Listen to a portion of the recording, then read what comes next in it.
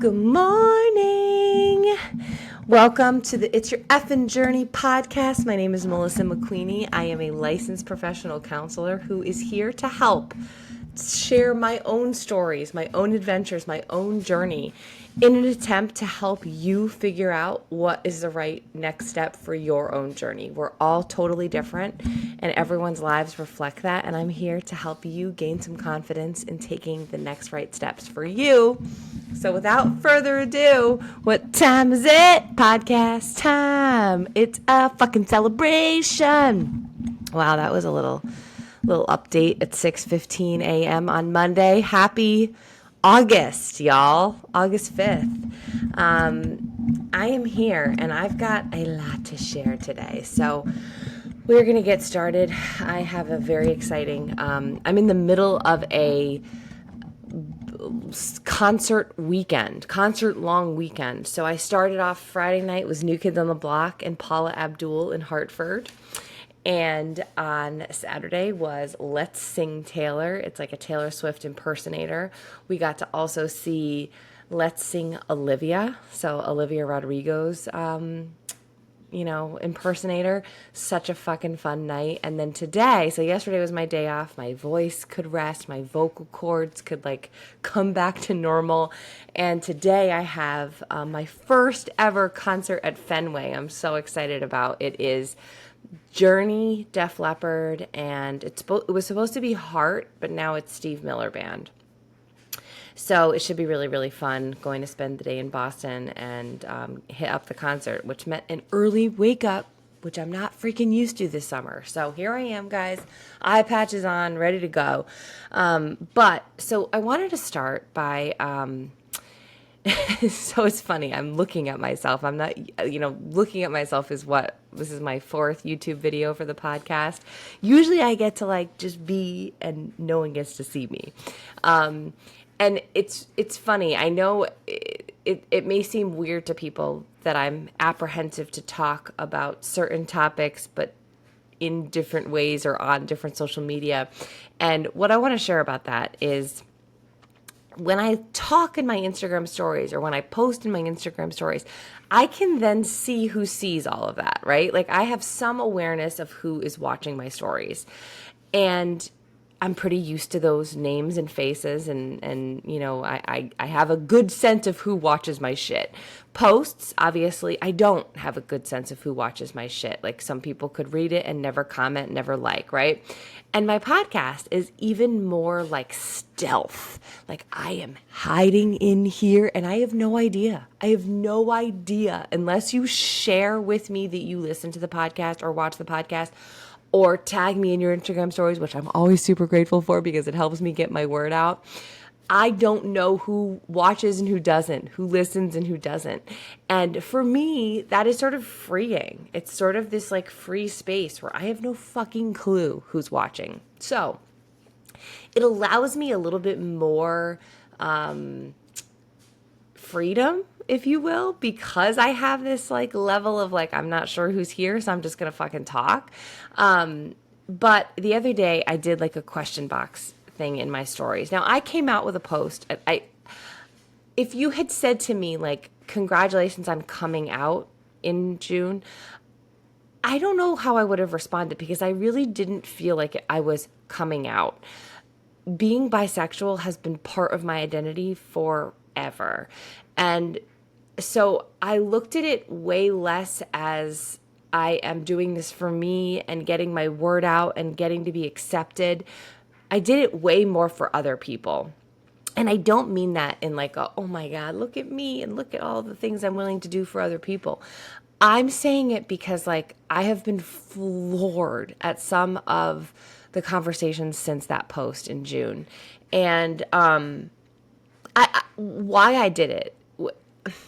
I felt in this June, I needed to not be a ally anymore. I needed to be me. And this is some sort of a concept that has come up in a lot of ways in my life recently. But one of the things is I have said to my husband, like, I really need to be 100% me in my life right now. I need to be authentic. I need to be me. I need to say the things that I want to say. I need to do the things that I want to do. I need to be me, for my kids, for society, for my podcast. Like, I just need to be me. And that is part of me. So, but like, oh my God, like, it's just, I'd be lying. And I gotta give, I wanted to start this by giving credit to those who have come out before me, which I know are millions, right? Millions of you. Because it feels really fucking weird to have people dissecting your sex life. I've gotten comments like, I had no idea, and I don't know how to respond to things like that. Like, I don't know how you would know unless you were having sex with me. Like, why would you think that you would know anyone's sexuality? It's been wild. Tucker has had some conversations with his people in his life, people who questioned his sexuality because of my sexuality, which I thought was wild too. Like, just because I'm bisexual and identify that way doesn't mean my husband does. That was weird. Like, there's just so many weird things. So this week I posted a question box in my Instagram stories, and someone asked, are you going to talk more about dating? Because I don't even know where I've talked about it, and that's sort of like my whole soliloquy about like where I feel comfortable talking and stuff. When you sort of get into a public platform like I am, like on social media and having a podcast, you have to just come to grips with what you feel comfortable with and how much you allow yourself to speak candidly. But anyways, so I put this question box up and said, and this person asked that. I had discussed it. I don't know if I discussed it here. I think I discussed it very briefly on my Instagram stories once, but I obviously was not prepared for the amount of people that I like love who were like, what the fuck are you talking about? What is happening right now? So I sort of wanted to answer it on here. I got scared and like deleted the story immediately. I am not above anyone, and I get scared and I get nervous and I have fear. And even though you may see this brave face that does this shit, that maybe you'd be scared to do, it's only because I've been doing it and I'm at this comfort level. But I still get scared, and that one scared me when I saw all the people in my messages that were like, what is happening, Melissa? We obviously missed something. I was like, okay, let me take it back, because I don't know that I'm ready for all of this. And that's what I want to share today here, is that, first of all, kudos to anyone who has come out with their sexuality. It is a adventure that I don't know that I was prepared for or ready for. Two, I just want to say to you all, if you're here, thank you for being here. Thank you for your support of me. Thank you for being here while I navigate this issue. And I promise to be as authentic and honest about this journey as I can be, in a way that is good for me. And only I know what that is, right? Only I know what I am doing with this. And, and ultimately, like, this is me and Tucker, a discussion for us first, as far as right now. But what I'll share, because I don't want to like leave everyone totally in the dark, is since, and Tucker knows I've been bisexual for forever. This is not something new to us, but it is something that he is 100% comfortable letting me explore. And I'm really, really grateful for that. And I'll leave you with some TMI that you're probably going to be like, I wish he never said that. But there was a point, probably maybe like a year ago, maybe 6 months ago, that we had a discussion, and I was very candid with him. And I said, listen, I have a fantasy, and I am not willing to go through my life never having fulfilled that fantasy. And he respected that, and he was like, absolutely, go for it. Like, go for it, fulfill that fantasy, and I respect that, and I am here for it. So, and when you say your needs, you have needs that you need to get met, and sometimes just having them met gives you everything that you need. Him saying that to me, and him loving me enough to give me that experience that I desired meant everything to me. So I felt like, okay, like I have somebody here who's supporting this, like that's awesome. And then it was like, I guess maybe that was probably like a year ago. And then like 6 months ago, it was more like, okay, if I want this to happen, it's not just going to fall in my lap. I have to look for it. I have to get out there and talk to people.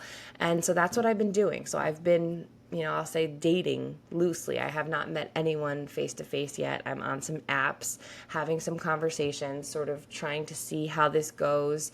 It sucks. Like, it literally sucks talking to people and forming these relationships and logging back into the app. One of the most annoying things is that, so I'm only on an app called Her, which is for bisexual, lesbians, people who are interested in finding a her.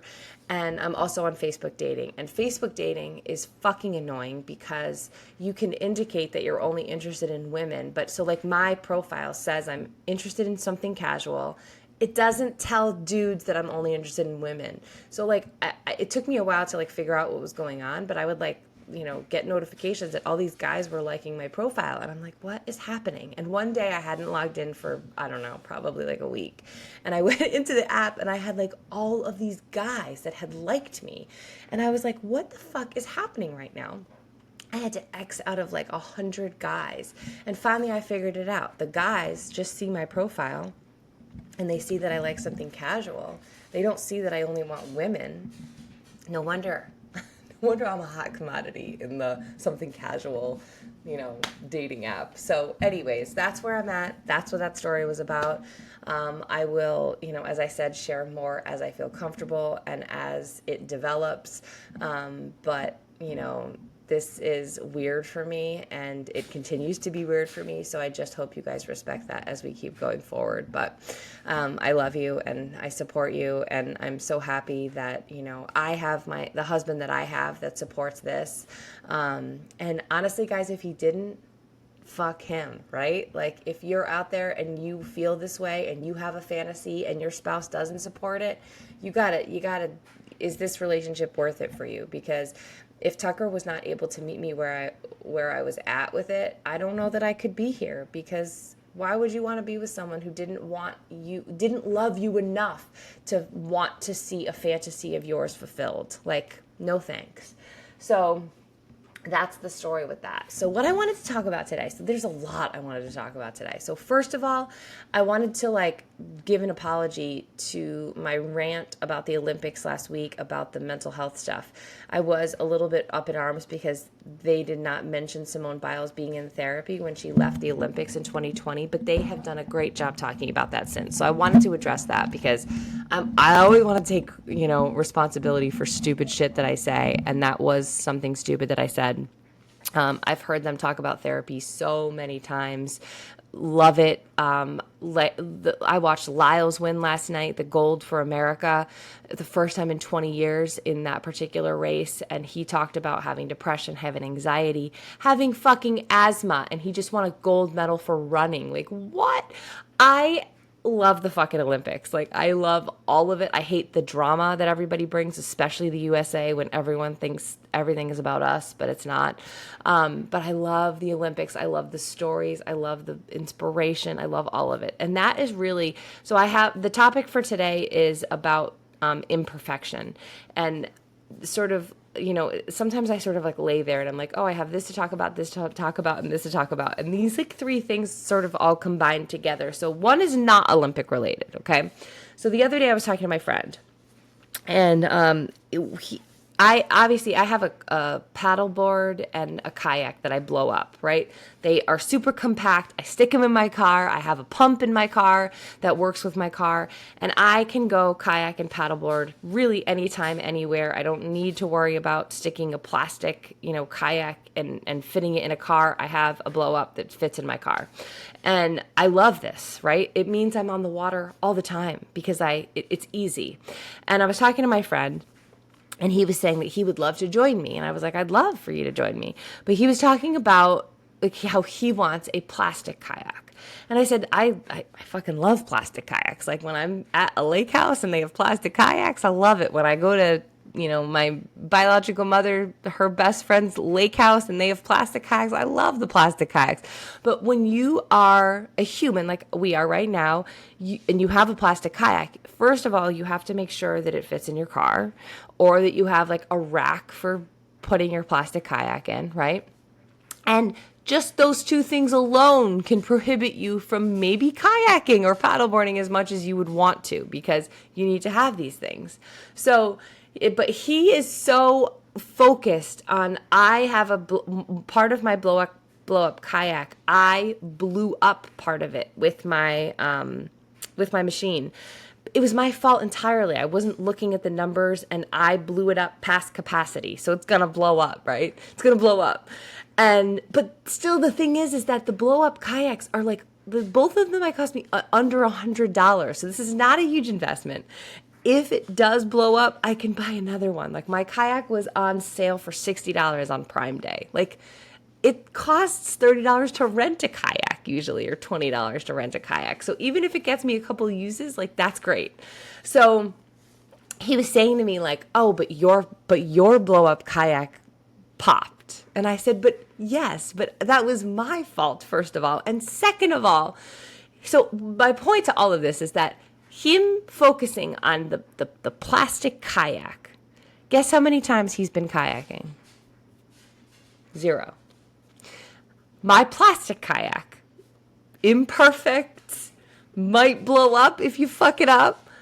Guess how many times I'm on the water? Multiple times a week. My point is this: how many, and this is going to lead into, I'm like flowing today. How many things do we prevent ourselves from doing because of this idea of perfection? Because of the idea that we have in our heads, like, we want the plastic kayak.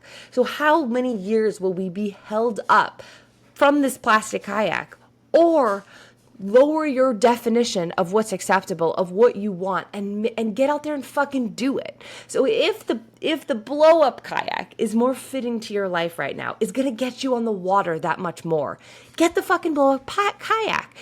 Save the plastic kayak for your kayak dreams when you have your lake house, when you have the car that has the fucking thing that you can put the kayak on. For now, lower the perfection, right? And just get out there and do it. So this led me into the other night. Tucker and I we watched the Olympics probably like the second night, I think. We have not been watching super consistently. I have had multiple concerts. We have shit going on in our lives. Like, the Olympics are not taking up our life, but I do enjoy them. So there were a couple days that we hadn't watched it, and we were getting in bed the other night, and I was like, let's turn on the Olympics. And Tucker was like, oh, well, like, I'd love to, but I don't even know where to start. We haven't been watching. And I was like, oh, okay, like, I get that. But, like, let's turn it on and then we will be watching. But he was so in his head about, like, well, we've missed so much. We don't even know where to begin. How do we turn this on? How do we begin this? And I was like, you just go to Peacock and, like, you press, like, the watch live coverage. And you watch whatever they're fucking presenting to you right now. It's, like, literally not rocket science. But that, I don't even want to say fear, but that idea of, I don't know what to do, I don't know how far behind we are, I don't know even what's going on, almost potentially held us back from turning on the Olympics. How fucking stupid is that? Like, just turn it on. So we did, and we watched, that night was so good. It was Steven. It was Steven on the fucking pommel horse again. Like, what? Like, amazing. And I was like, thank God we turned this on. But then I started thinking, I'm like, wow, this idea of perfection almost held us back from turning on the Olympics. Now we're turning on the Olympics and we're judging people so critically, right? And then I started thinking about running.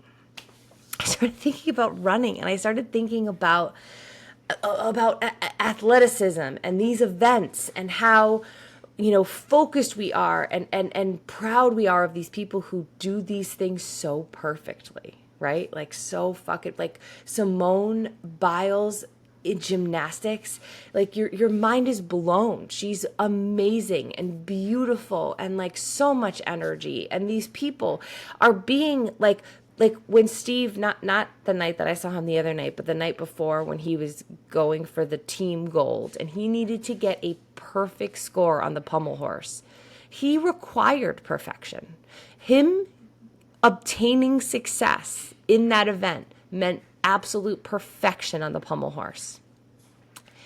And it started, like, I can't help think about it because I think about the things that I do, and there's nothing that I'm perfect at. There's nothing that I do that I'm so good at, I could even be like number one. And I was thinking about this concept, like running. I am not a good runner. Like, I don't win medals. I don't, I beat my own records, which is why I sort of thought about running, because I'm like, wow, how cool that I'm part of this sport, that you can celebrate where you're at, what your goals are, how much you've improved, where you want to go, how much distance you want to cover. Like, it's completely about competing with yourself, but there also is this element of competing, right? Like, and being perfect and earning medals and being the best. And I just thought about that. Like, I was like, wow, this is probably like a really morbid thought, but I was like, wow, like, I wonder if, because my parents aren't super supportive of my running, I was like, maybe if I like was a good runner, then that would be, they would be supportive of that. And then I sort of felt like, that's so shitty that we as a culture are only focused on the winners. We take the people who just go out and do it for the fun of it. We don't give them as much of our support and as much of our encouragement, right? Like, that's why as runners, when we run races, the general population asks us if we won. We know it doesn't fucking matter if we won or not. We may have beaten our own record. We may have beaten our own time. We may have done the highest distance we've ever done before. It doesn't matter if we won. It does in the Olympics. And it just was such a interesting concept to me about perfection. But then I thought about it. I'm like, I have a podcast. I don't know what the fuck I'm doing. I've been in the weeds of growing this and figuring out what works. I'm now using this other software where my face is on here and I can make reels and, reach people. I'm building this program. I'm not a perfect therapist. I'm sure as hell not a perfect mom. I wouldn't rank first in really anything that I do. But then I thought about that. I'm like, well, if I'm not the best, what's the point? And then I was like, there's so much point, because it blew my mind to think about the things that I do. And if I required perfection in any of them, I wouldn't do them. I wouldn't be on this podcast. I wouldn't post on social media. I wouldn't work out, right? Like, I'm not like a perfect workout. I fuck up my hamstrings. I can't stretch. Like, I'm not a perfect runner. I'm certainly not a perfect wife or a perfect mom. So, like, couldn't you easily be like, well, what's the point? The point is I'm out here fucking living, and I'm still out here doing amongst tons of imperfection, amongst tons of impurities. And I'm still here making a difference and doing my thing and feeling good about myself. So I want you, maybe the kayak touched you. Maybe that was something that you were like, I get that. Or maybe the turning on the Olympics and just being overwhelmed about potentially what that could look like because you haven't been watching all along. Your Olympic watching hasn't been perfection, so why not just don't turn it on? Why even turn it on if you haven't watched all of the events? Like, that's so silly. So stop holding yourself back. If there is an area that you're like, damn, this is something that I've been holding myself back from because of this idea that I feel like I needed, I thought about this last night. Like, there's so many people who maybe you had a workout routine. Maybe like the CrossFit class was your fucking jam 5 years ago. You did an hour of CrossFit 5 days a week. You were unmarried. You were single. Let's give you single. You were single. The job, it fit in your job schedule. You had no kids. Maybe you didn't even have a dog, right? And you loved this 5 day a week, 1 hour CrossFit class. 5 years later, now you have a different job. You got a kid, maybe two. You've got a spouse and 2 pets. And that CrossFit class as much as you loved it with all of your heart, you can't get there anymore. It's just not as convenient for you. The timing doesn't work. You can't leave your kids. Your spouse is a cop. Like, I don't know, whatever fucking reason that you have that CrossFit class was the ultimate because that's how good you felt. I love that for you, but you have to use that as a lesson to say, okay, I know that felt good, but it doesn't fit my life right now. That idea of perfection and that workout is gone. It's no longer serving me. So what can I do now? Maybe it doesn't, maybe the CrossFit class gave you a 100% feeling. And your new routine gives you a 90% feeling. Still, 90 is better than nothing. So go fucking do something that feels good, even if it's not the pinnacle of the CrossFit class that you once did. Like, let go of the past, allow yourselves to adapt, and let go of fucking perfection. Because first of all, perfection is fucking boring. And second of all, it prevents you from doing awesome shit. If I waited to be perfect for anything, I would have done nothing.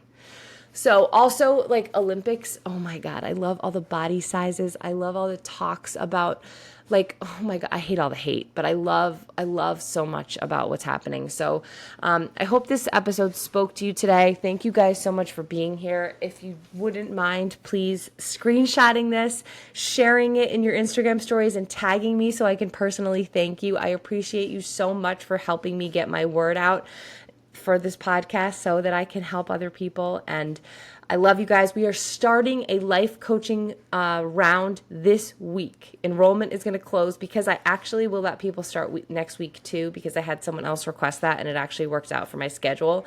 So, but I'm closing enrollment. I will not take anyone else after tomorrow.